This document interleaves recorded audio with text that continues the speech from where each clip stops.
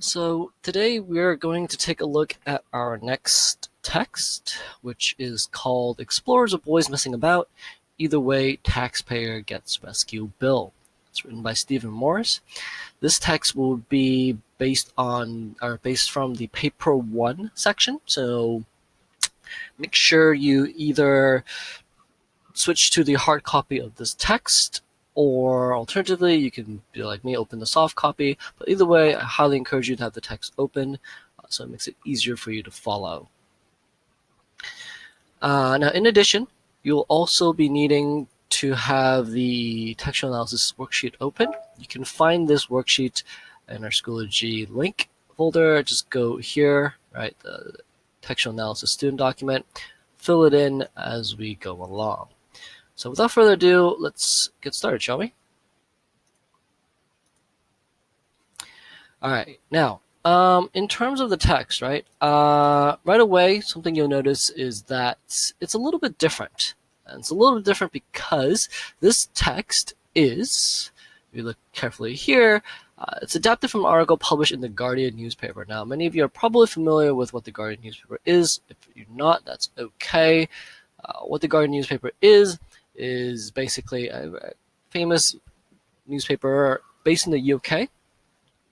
And this extract is actually based on one of those articles. Now, unfortunately, this article was written quite some time ago. It was written in January 2003. But regardless, this extract is an article, a news article specifically, which is quite a little bit different compared to some of the other texts we've studied, which have been things like autobiographies, and etc. But this one is a news article. But however, this one is not like any normal news article. It's a little bit different. And we'll talk about it very shortly. So in terms of a news article, right, one of the things that we as a reader think about is that whenever we read any sort of news article, one of the big questions we always ask ourselves is, of course, how honest and how truthful this article is.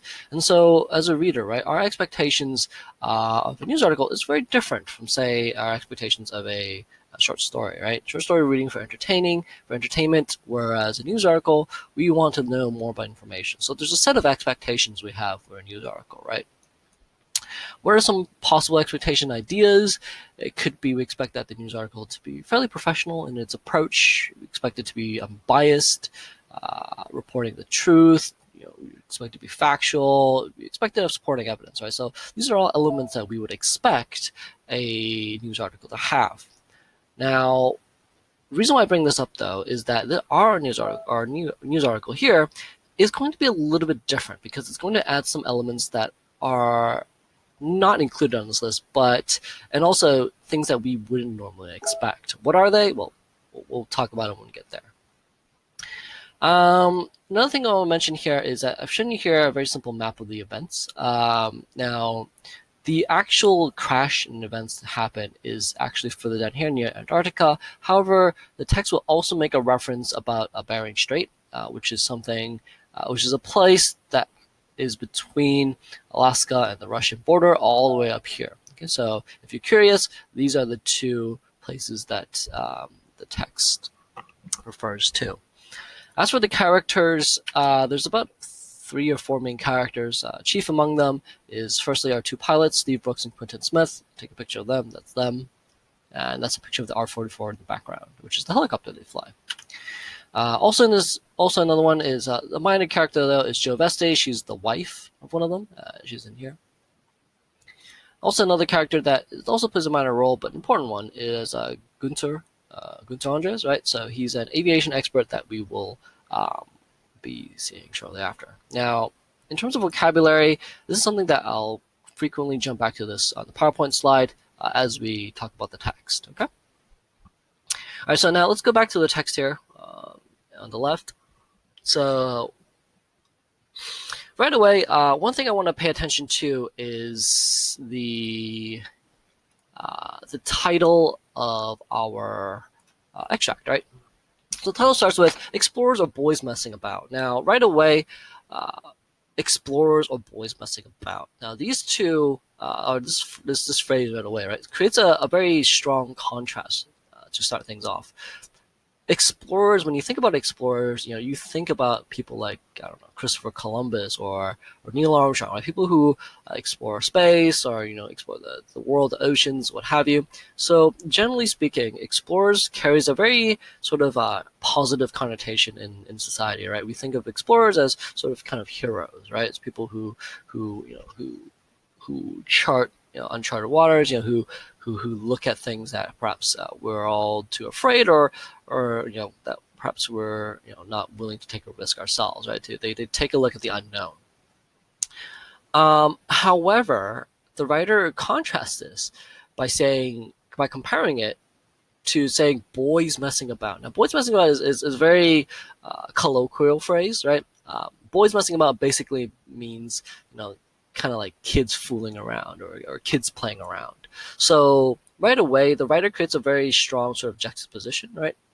Or contrast in terms of how we can perceive these men, right? Either they are explorers, which carries again very positive connotation, people who can inspire or look up to, or are they boys messing about, little overgrown children playing around like little kids, right? Which of course is far more negative, right, in terms of its connotation, and one that does not inspire respect. So right away, writer poses a very important question in terms of distinguishing which of these two are these men, right? Are they explorers, or are they just kids acting like idiots, right? But regardless, however, the writer does say either way, taxpayer gets rescue bill. Now the thing is, the writer, by saying this line, right, either way, taxpayer gets the rescue bill. Now who is the taxpayer referring to? Taxpayer is referring to basically us, right, the general public, right, saying that no matter which of them they are, either they're explorers or boys messing about, we need to pay the rescue bill. Now right away, the title in itself is fairly negative in its portrayal of these men, right? Because he's not only comparing them to little kids playing, but also it mentions the fact that we as an audience or as taxpayers need to pay for their rescue. So right away it starts off on a very, very negative foot, right, in terms of how we perceive these men. And this is just in the title, right? And then we go on, right? Let's start from the first paragraph. So this last expedition ended in farce. Now there's a very important word here, and that word is farce. What does the word farce mean? Well, the farce word means basically an event or situation that is absurd or disorganized, right? So basically, when someone says something really stupid, right, or something terrible like that, right? So in this case here, the writer is just saying, their last expedition, their last journey or trip, right, ended in absolute, basically, disaster, an absurd disaster, right? When the Russians threatened to send in military planes to intercept them as they tried to cross into Siberia via the icebound Bering Strait. Now, where is this event here? That is this one event up here. Okay, so this is saying that these men have a history of doing kind of silly things, right? And then their previous one was when they tried to go here, cross the Bering Strait, but the Russians threatened to stop them. But this was, of course, in the past. Now here, yesterday, this is the more when the events take place, right? Next paragraph. Yesterday, a new adventure undertaken by British explorers Steve Brooks and Quinn Smith almost led to tragedy when their helicopter plunged into the sea off Antarctica. Now, right away, two keywords I want us to take a look at here is almost led to tragedy when the helicopter plunged into the sea. So the type of diction here, right, tragedy and plunging into the sea, right, evokes a sense of danger, right? We feel that these men, are in real danger, right? Because tragedy, we think of tragic events happening, and also plunging into the sea, of course, is never a good situation to find yourselves in, right? So, of course, right away, the writer gives us this impression that these men are, put themselves in real danger. The men were plucked from the icy water by Chilean naval ships. Now, the word "plucked" here means kind of rescued, right, from dangerous situation, right, by a Chilean naval ship. Okay, so a Chilean naval ship, basically something like this, right? Chilean Navy, and which began when Mr. Brooks contacted his wife, Jo Vesti, on his satellite phone, asking for insurance. Now, satellite phones are basically look like this, right? Their purpose is fairly obvious. Moving on, the rescue involved the Royal Navy, the RAF, and the British Coast Guards. Now, right away here, we have a very simple triplet, right? Royal Navy, RAF, and British Coast Guards. Now, why does the writer point out this triplet here? Well, thing is, each of these are government services, and if you're not familiar with them, I'll show you a brief picture of them. Right, the Royal Navy, the RAF, the Royal Air Force, if I remember correctly, and also the British Coast Guards. You can kind of see here these three pictures here are sort of the rescuer, so to speak, right? And the triplet here really goes to show the amount of resources needed to save these people, right? It's not just one organization, but rather it's three different distinct government organizations that has to travel there to save these men. So there's a lot of resources spent on saving them. Last night there was resentment, sort of anger, right, in some quarters, some areas, that the men's adventure had cost the taxpayers of Britain and Chile tens of thousands of pounds. Now, do you remember the British currency, the pounds, is quite a lot, right? So tens of thousands of pounds may not seem a lot in terms of our currency, but when you convert it, it's actually a lot of money, right? And it's a lot of money just to save two lives, right? So right away, the writer sort of sets the stage on having this sort of negative portrayal of these men. Okay, it's costing us a lot of money. And then the writer goes on, right? He says that experts question the wisdom of taking a small helicopter, the four-seater Robinson R-44 has a single engine, into such a hostile environment. So an Robinson R-44 looks like this, right? As you can see here, it's a fairly tiny plane, okay? And here, the writer makes usage of an expert or an expert quote. In particular, well, though this one doesn't name a particular expert, but the point is the writer does say they are experts. So there's more than one, right? And all of them question the wisdom of taking a small helicopter. So here, the writer offers our first example of sort of evidence, right? Arguing sort of against the intelligence of these men, right? There's the writer saying that there's all these smart people, all these experts saying that, you two, made a foolish decision, and that's what this quote here, right? Question the wisdom of taking a small helicopter does. And then goes on. There was also confusion about what exactly the men were trying to achieve. So not only were they questioned about their intelligence of doing such a crazy act, but also there was people sort of confused. What are they even trying to do, right? So here the website set up to promote the Bering Strait expedition claims the team were planning to fly from the north to South Pole in their quote-unquote trusty helicopter. Now here the writer sort of piles on, right? She sort of adds on to the sort of questions, right, that surround these men. So do they know what they're doing? And so not only what they're doing, but why would you do it in such a way, right? So here the writer is clearly questioning the competency of these men, and this is further highlighted by this sort of double quotation mark here, right, when the writer purposely quotes here the word trusty helicopter. Now, I want to point this out here because trusty helicopter is a bit ironic because the helicopter ended up crashing in the sea, so A is obviously not trusty, but also B, I want us to take a look also at the keyword here, the word in particular, trusty, right? And why is this important here? It's important because when you think of the word trusty helicopter, right?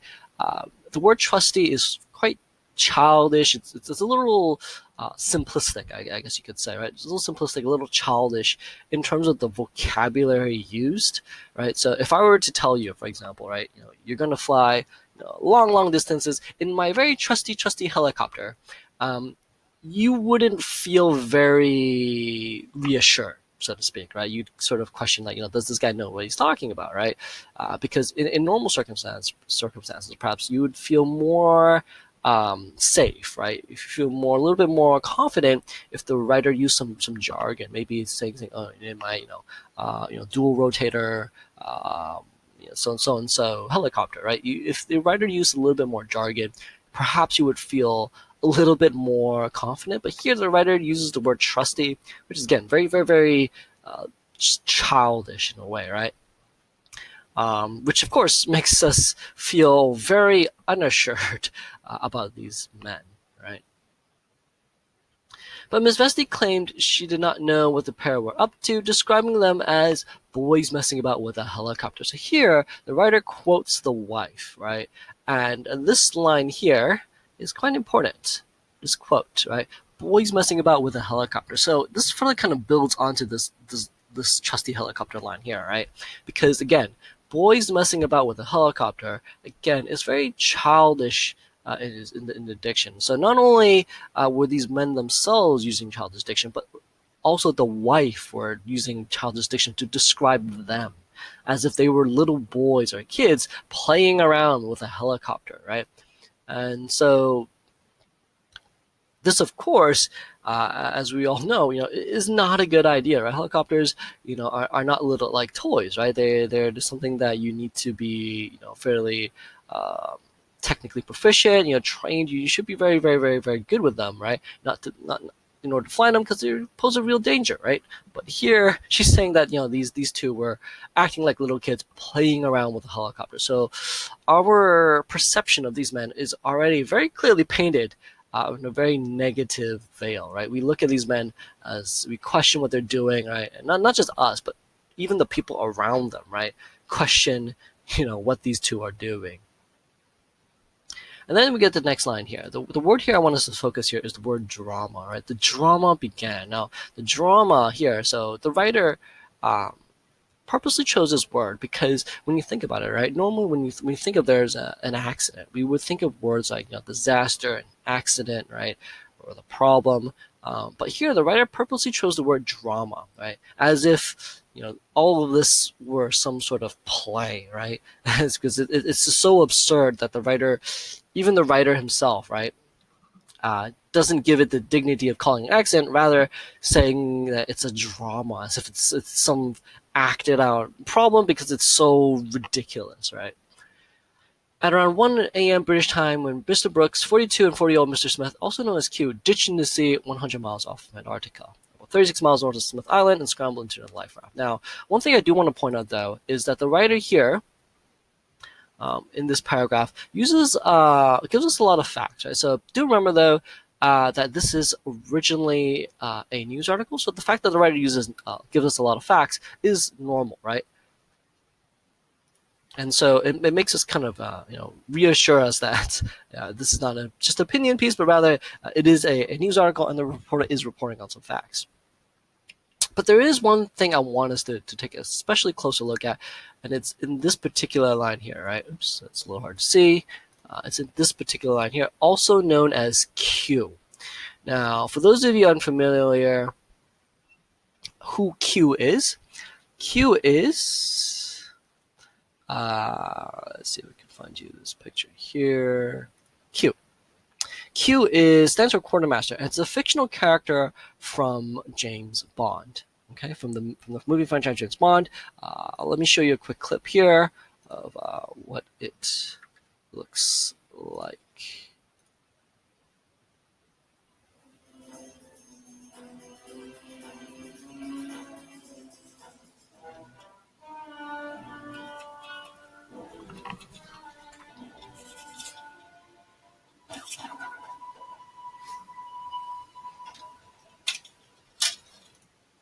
Oops, sorry. There we go.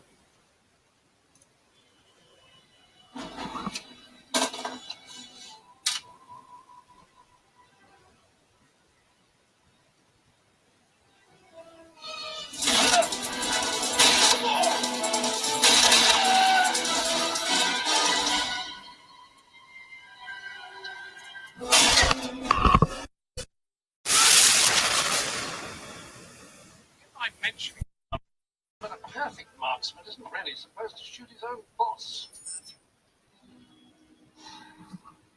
Check the replay. We'll find he's dead. She's only got a flesh wound. There's always an excuse, isn't there? 000. Give me the old firing range anyway. So get used to it. This is where they keep the old relics, eh? I'll have you know, this is where our most cutting-edge technology is developed. Point taken. Must you touch everything? Does it still work?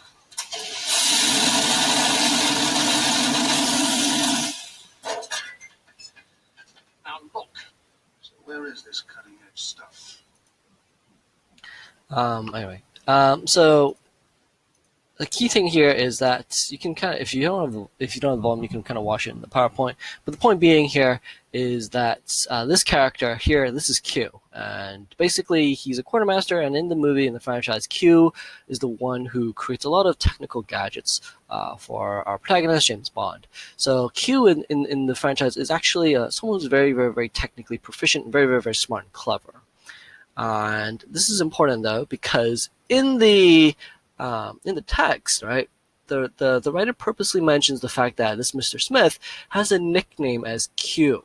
Okay, so it's a direct reference to the franchise James Bond. It's a cultural reference, and it's really ironic because Q in the film is again technically proficient, but here, right, Mr. Brooks and Mr. Smith ended up crashing their helicopter into the sea. So they're sort of the opposite, right, of competency. Right? These two are not very competent men. So in this case here, the writer purposely includes this cultural reference in order to kind of mock them a little bit, right? Giving this extra detail, which we as a reader find it quite funny considering the irony of the situation. And then Mr. Brooks called his wife, right? He said they were both in the life raft but were okay. And could I call the emergency people? Now, here, the key words I want you to take a look at here is call the emergency people. Now, what really stands out here is, is the fact that this diction, again, right? Emergency people. Emergency people, if you think about it, right, is again very, very, very childlike in its diction. So here they're not saying that call the Coast Guards, call the RAF, call whoever. He's saying call the emergency people. So again, they're like the diction they use is again very, very limited, very childish in what they use, which again affects our impression of these men. We think of them as basically again like little boys playing around, right? And it's like in this case here, it's like they're calling mom, asking them for help. And in this case here, help from the quote-unquote emergency people, which again makes us sort of look down upon the two. Meanwhile, distress signals were beamed from the ditch helicopter and from Mr. Brooks' Breitling emergency watch, a waiting present. Now, the writer does make mention of this watch here, right, the Breitling emergency watch. Why? Because in this case here, what is a Breitling emergency watch? Well, Breitling is, if you're unfamiliar with the brand, is a very expensive high-end watch. A Breitling emergency watch may look something like this, okay? And it goes to show that these men are fairly well off, right? Don't know how wealthy they are, but they're well off enough to afford, an expensive, fancy watch that can beam an emergency distress signal. Okay, so these are not something that your average watch can do. Rather, it requires a very specialized and expensive watch typically. Okay, so these men have money, which is an important fact that we'll talk about later on. The signals from the aircraft were deciphered by Falmouth Coast Guard and passed on the Rescue Coordination Center at RAF Kinloss in Scotland. Now, in terms of vocabulary, the one word I want us to take a look at here is the word deciphered, right? And what does it mean? Well, to decipher means something like this. Okay, so basically decipher means to decode, okay, to crack, right? To crack the code. And in this case here, this sentence in particular, I want us to focus a little bit on. Why? Because it stands sort of in stark contrast, right, to sort of the language these men use. So these men we've seen here, they say trust the helicopter, call the emergency people, right? They're very childlike and very childish diction. But in contrast, the rescuers, right? What about them? Well, first look at the language the writer used. The signals from the aircraft were deciphered. So here we have our first instance of sort of like technical jargon, right, to crack, and pass on to the Rescue Coordination Center at RAF Kinloss in Scotland. So it sounds like these rescuers, in contrast, are far more professional in their approach. They're not just little kids messing about, boys fooling around. Rather these men are deciphering codes, deciphering signals, right? They're passing on the message and sending it on. So in contrast, our rescuers are described in a more professional and technically proficient manner. The Royal Navy's ice patrol ship HMS Endurance, which looks like this. Basically, ice patrol ships are a little different from normal ships because they are designed to crack through ice. Which is 180 miles away, serving uncharted waters. Now, right away, I do want to point out here, 180 miles is obviously the writer's use of figures, right? Particular figures, and 180 miles is a long distance away. Okay, so these are the rescuing ship was very far away. And more importantly, what were they doing? Surveying uncharted waters. What does it mean to survey uncharted waters?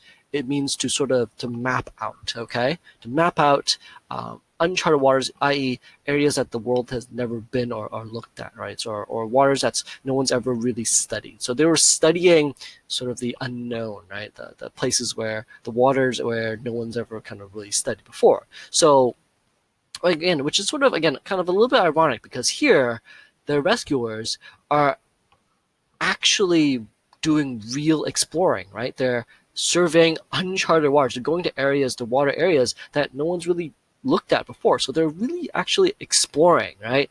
And it's ironic because this ship, which is actually doing actual exploring, has to steam towards the scene, right? So go back and try to save these quote unquote explorers, or the two men who were basically doing pretend exploring, right?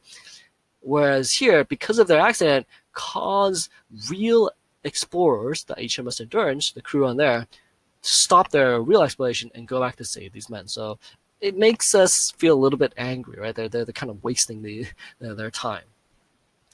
But the thing is, notice that here that it spent 2 Lynx helicopters, so they're 2 professional helicopters.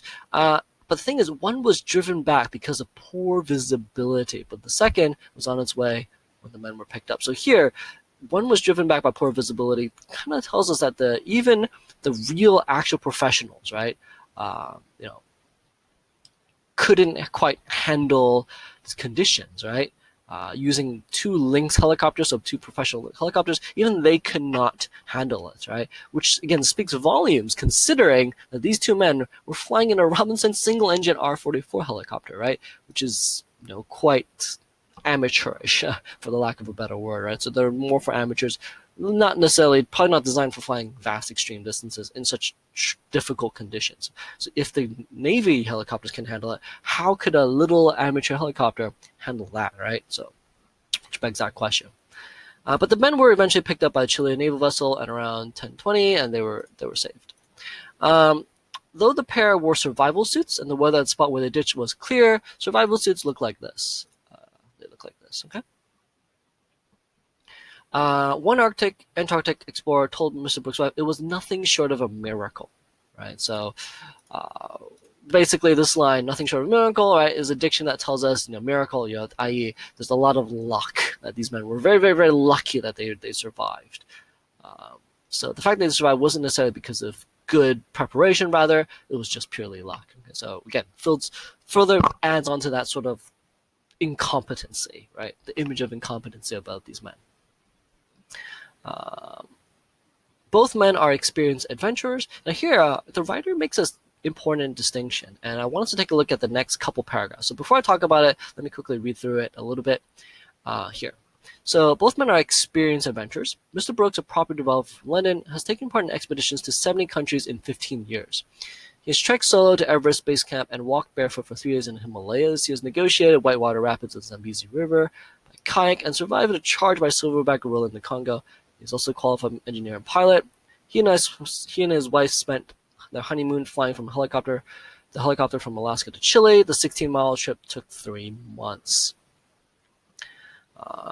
Mr. Smith, also from London, claims to have been flying since the age of 5. He has twice flown a helicopter around the globe and won a World Freestyle Helicopter Flying Championship. Now, why did I read all this? Well, all this, right, is important, right, starting from sort of line 36 onwards, right, all the way down here.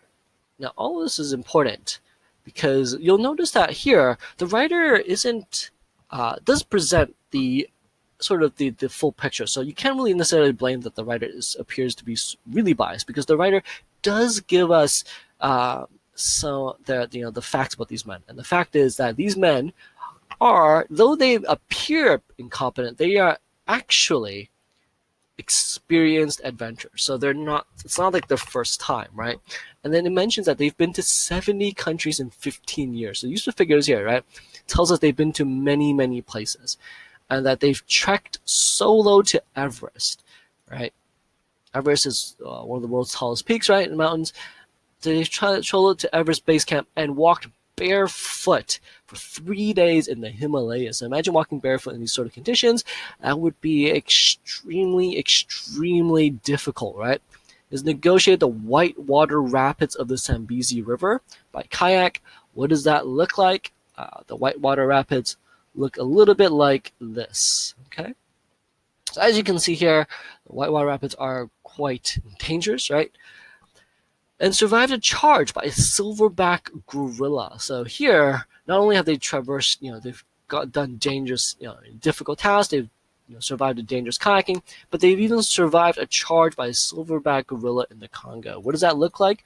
Well, this is a gorilla, not necessarily a silverback, but as you can see here, right, the gorilla charging in is quite scary, right? They're very, very powerful, enough to shatter a glass, right? And there's also a qualified mechanical engineer pilot. So here, that they've actually earned their qualifications as well. So they're not complete amateurs, right? And he and his wife spent their honeymoon flying a 16,000-mile trip that took 3 months. So they've been on long journeys before, right? It's not their first time going long distances, right? Though the writer does say that Mr. Smith, also from London, claims to have been flying since the age of 5. Now here, there is one important word here, which is the word claims, because the writer here puts this just to clarify that the fact is perhaps unverified and they cannot be stated as complete truth, right? So, which of course is quite reasonable, because at 5 years old, that, if you can imagine a kid flying at 5 years old, that seems a little bit unbelievable. So here the writer puts this word, which kind of elicits a little sense of doubt, right? A little sense of doubt towards his claim. But regardless, he has flown twice a helicopter around the globe and won the World Freestyle Helicopter Championship. So World Freestyle is basically, it looks a bit like this, right? So they've won awards where they've done basically a lot of aerial stunts. So these men are not complete fools, right? They've got some experience, and they kind of know what they're doing, right? But the thing is, despite their experience, it is not the first time they've hit the headlines for the wrong reason. So going back to all this, why does the writer bring up all of these sort of series of achievements for these men, right? It's not necessarily to show that these men are good, right? Not just purely for that reason, but rather it's to show that these men should have known better, right? Because these men have accomplished a lot. They've traveled all over the world. They've traveled vast distances. They've survived dangerous conditions. So these men should theoretically, right, know better than to crash their helicopter into the Antarctic. So the fact of the matter is, the writer brings up all of these achievements not so to praise them, but rather to kind of scold them in a sort of backhanded manner, right? To say that these men, they should. It's not their first time flying, right? These men have done so much, they've achieved so much, they should have known better than to get themselves into an accident. So in a way, it's sort of the writer using their experience to sort of scold them, right? And then the writer, despite their experience, next line here, it's not the first time they've hit the headlines for the wrong reason. So here the writer brings up an anecdote, a previous anecdote, a past experience where they've done wrong, right? So here, the writer brings up the past anecdote here, which is when they tried to travel across the Bering Strait, which again, if you look at the map, is this. Okay, the anecdote takes place here. And what does it say here? Well, the pair were to complete a crossing of 50-mile wide frozen Bering Strait between the U.S. and Russia in the amphibious vehicle Snowbird 6. Amphibious means a vehicle that can travel both on land and water. If you're curious, what does it look like? Well, it looks a little bit like this. Okay, looks a little bit like this, and which could carve its way through ice and float in the water in between. But they were forced to call a halt after the Russian authorities told them they would scramble military helicopters to lift them off the ice if they crossed the border. So again, these men were trying to be explorers, but their efforts were thwarted when the Russian authorities threatened, okay, that they will pick them up and stop them, right? And to add even further insult to injury, right, to make them look even worse, the irony of all this is that part of the reason why the men engaged in this journey was because they wanted to show how good relations between the East and the West had become. The East being Russia, the West being North America, in this case, or at least sorry, North America, but Western countries. So in this case, the UK. But the thing is, right? The fact that they wanted to show how good relations is, but then the Russians came in and said, stop, or we'll pick you up in a military helicopter, really goes to show, again, how incompetent these men are, right? How sort of incapable these men are in even doing their basic sort of exploration. So not only are they crashing helicopters, but when they're not crashing helicopters, they're being threatened, for, to go back where they came from. And then the writer goes on and uses another expert quote. In this case here, Gunter Andres, right? The wisdom of the team's latest adventures was questioned. So here, the writer puts a name to the experts. In this case here, Gunter Andres, editor of Jane's Helicopter Markets and Systems, which is quite a famous. That's Gunter we mentioned earlier. Quite a famous publication known for its technical knowledge on aviation, right? And here it gives us a very specific quote here. I'm surprised they used the R-44. I wouldn't use a helicopter like that to go so far over the sea. It sounds like they were pushing it to the maximum. So here, the writer puts a name to these experts, right? He names specifically Gunter Andres, and this quote here in particular is used again, right, to paint a very negative perception on these men. The fact of the matter is, the writer uses a real, genuine expert, i.e. Gunter here, to sort of contradict these men, right? To question their knowledge and competency, which again paints them in a very negative light. The spokesman for the pair said it had not known what had gone wrong. The flying conditions had been, quote, excellent. Now, the writer does give us the pair's response, but again, it goes really to show again how incompetent these men are again, because it was not known what had gone wrong. So not only had they crashed a helicopter, but they didn't even know why, right? So it shows that there's a lack of knowledge here. And then they even go on to say that the conditions had been, quote, excellent. Now this double quotation mark on the word excellent is important because it tells us two things. Either A, the conditions were really good, and if the conditions were good and the pair crashed a helicopter, that means that the pair are bad pilots, or B, perhaps that these men were unable to distinguish what is good or what is bad flying conditions, which would reflect the fact that they don't know what they're doing and i.e. incompetent. So either way, the fact that the writer quotes this sort of hints a little bit at the sort of sarcasm and irony of the situation, right? So regardless of what the conditions really were, either way, the men were incapable, right?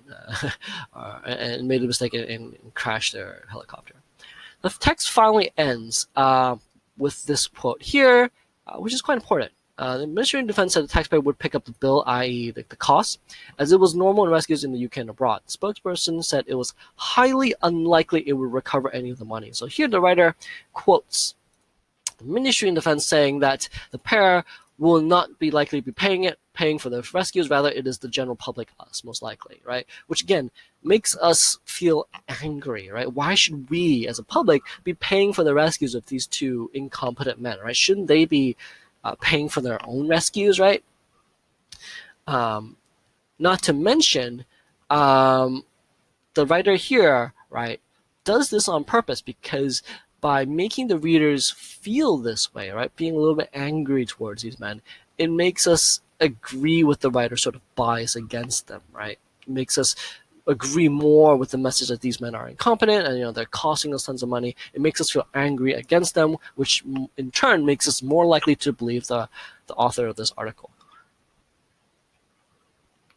And the writer does it by using this sort of speculative language. Right? It was highly unlikely, though it's not stated for a fact, but it was highly unlikely that we wouldn't get any of the money back. So the writer uses this in order to, again, to evoke that sense of anger. Last night, the men were on their way to the Chilean naval base at Walter Frey, where Endurance was to pick them up. Mrs. Vey said, so the text ends with a very simple quote, right? They have been checked and paired pretty well. I don't know what will happen to them once they've been picked up by the Endurance. They'll probably have their bottoms kicked and be sent home the long way. Now, the text ends with this particular quote here, and the one I want us to take a look at here is this line here. They'll probably have their bottoms kicked. What does that mean, have their bottoms kicked? Well, kind of like, when a kid does something naughty, right? Oftentimes in the past, right? You may hit their butts, hit their bottoms, right? To spank them, right, as a sort of punishment. But the key thing here is that the writer, by saying kind of have their bottoms kicked, right, kind of again uses sort of childish diction. In this case here, childish diction to describe the sort of the childish punishment that they're going to receive. So these men are not only using childish language, but even their punishment, right? They're not treated as adults. Rather, she's saying that they'll have their butts, they'll be spanked for being naughty boys, basically, right? So, which really sort of humiliates and demeans the two men, because do remember, these are not little children, right? They're 40 and 42 years old. They're adults, right? They're middle-aged adults who should know better, but yet, even though they're adults, they're acting like incompetent little kids. They're acting sort of foolishly, and they're being punished accordingly like little kids. Or at least she's saying they'll probably. So it's not going to happen, but she's saying that these men deserve to be punished as children. So the text ends on a sort of humiliating or humorous note, depending on whose perspective. As a reader, we would find this pretty humorous. For them, the two men, obviously pretty humiliating. But the point being, it is on a humorous note that we sort of laugh at as the writer sort of kind of insults and demeans the two men. And so this kind of wraps up our talk about the text today. Hopefully you kind of get the central idea around this text. The key thing here, again, is to note the sort of the bias the writer has in their portrayal of these two men. And that will that'll wrap it up, okay?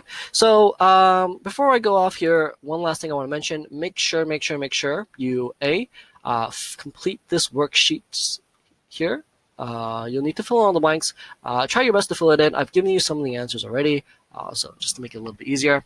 And once you finish this, you will need to submit the whole Word document to both Schoology and Edmodo. So I'll be opening 2 assignment submission places, one on Schoology and one on Edmodo. Make sure you submit them on both. And then lastly, your next writing assignment will be this task here. Okay, so your writing task will be this question: how does the writer use language and structure to detail the opinion of the event? You should support your answer with close reference to the passage, including brief quotations. The due date for this one will be next Monday. Okay, I'll be due next Monday, so it'll be February 8th. Make sure you submit. Sorry, not February 8th, February 17th. Make sure you submit that then. And as for this worksheet here, I'll set the deadline to, let's make it this Friday. Okay, so submit this worksheet here on Friday, and then submit the writing question on Monday. Okay, for the writing question, you can write it on the yellow line paper, and if you don't have it, on A4 paper is fine. And we'll collect it when school returns. Okay, so that's it. I hope you learned a lot. If you have any questions, feel free to let me know. Otherwise, that's it for today. And hope you enjoyed it.